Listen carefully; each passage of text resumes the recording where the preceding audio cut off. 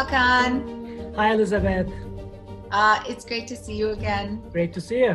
I'd like to start today's conversation by challenging you to define for us the difference between isolation, we're all isolated right now, we're supposed to be, and loneliness. You've been researching and publishing on the topic of loneliness for at least 12 years now that I'm aware of. And so that makes you an expert, in my opinion. And I'd like to hear you just briefly in layperson's terms, define loneliness for us. Thank you, Elisabeth. And I like the challenge because there's a ton of knowledge out there that if you want to read it, it's there, including my articles. And yet right now, for our purposes, it's really important to simply differentiate loneliness from isolation. So isolation is physical. You are excluded from other people physically. Whereas loneliness is psychological. And also it's a painful emotional state to be in. And it's prolonged and it's self-perpetuating.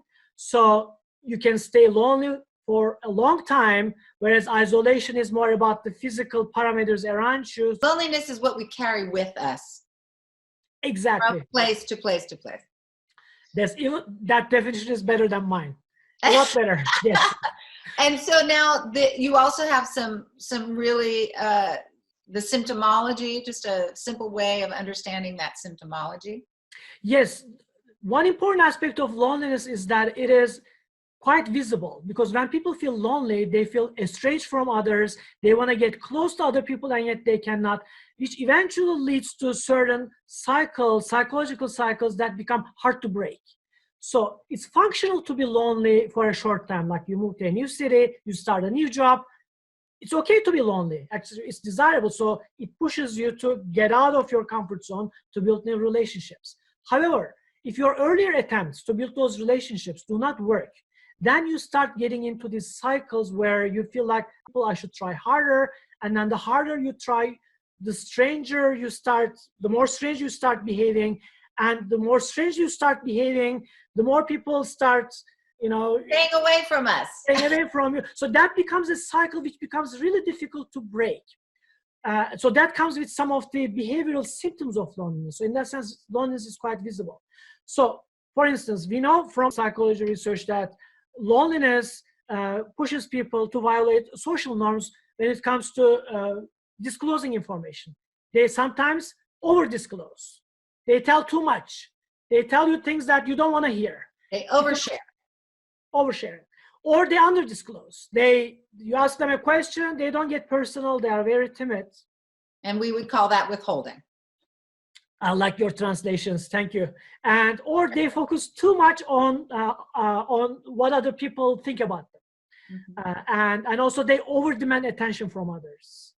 And they overlook. Now, as we know, it's very easy for all of us to think about those symptoms, and we think of people that we've known and we can point a finger and say that person is displaying that behavior. It's unpleasant for me, so I'd like to avoid that person. But in truth, we all display these behaviors at different times in our lives and in different contexts. Exactly. As a human being, anybody can get in and out of loneliness at any time.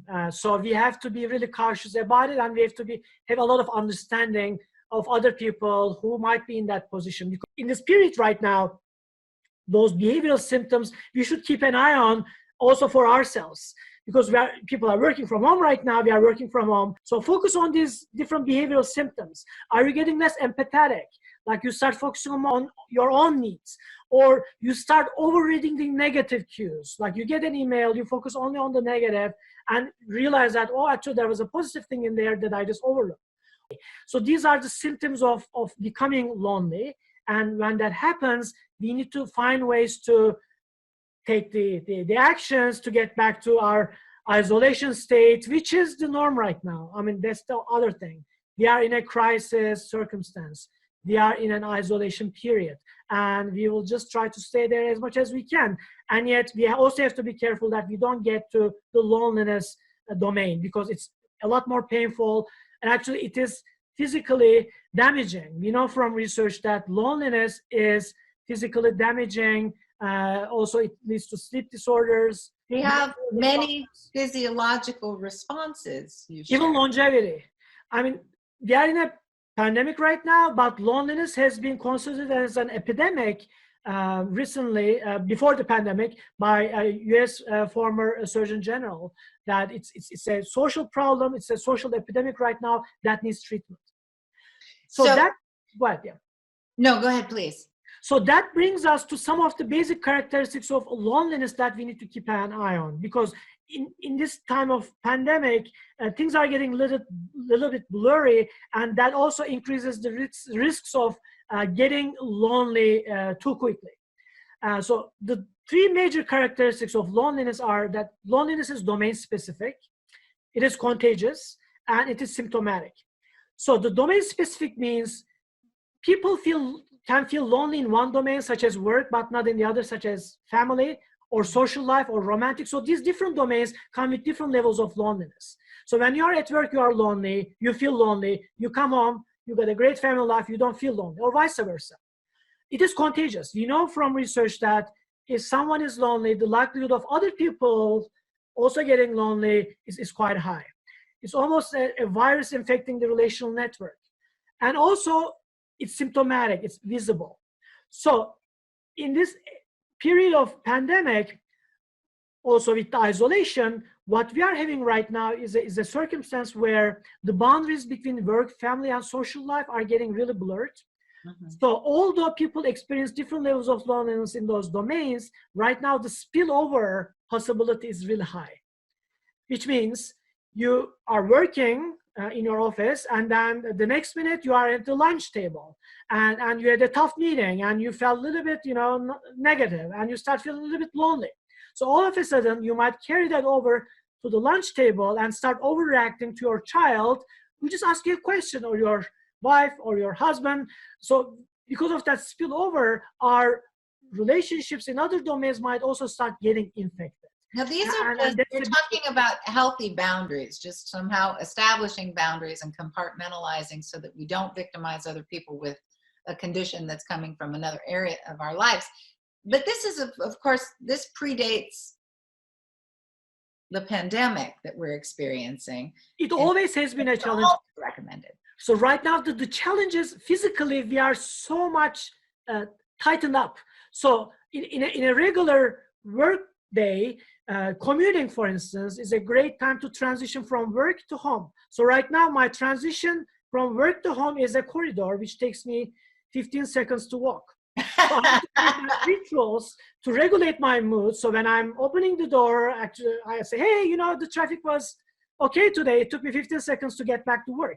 So we need to find certain rituals to really shift our moods and regulate our moods, and yet it takes time. Sometimes you might need to stay in that corridor for 5 minutes or 10, or take a break between the two domains so that we regulate our mood, so that we are back to our family life in a more engaged manner. If you don't do that, you might start really infecting our domains. Simply because we are having difficulty in one domain doesn't mean that that should carry over to the other domain. So we have to be careful about these boundaries. Now, I would like to say we also want to recognize, you and I had been talking about this previously, that there's a lot of connectivity happening, I'm noticing, professionally and personally, in communities, larger communities, and then smaller communities, families and friends, that maybe wasn't happening before. Oddly, we're experiencing a sort of empathy and connectedness between groups that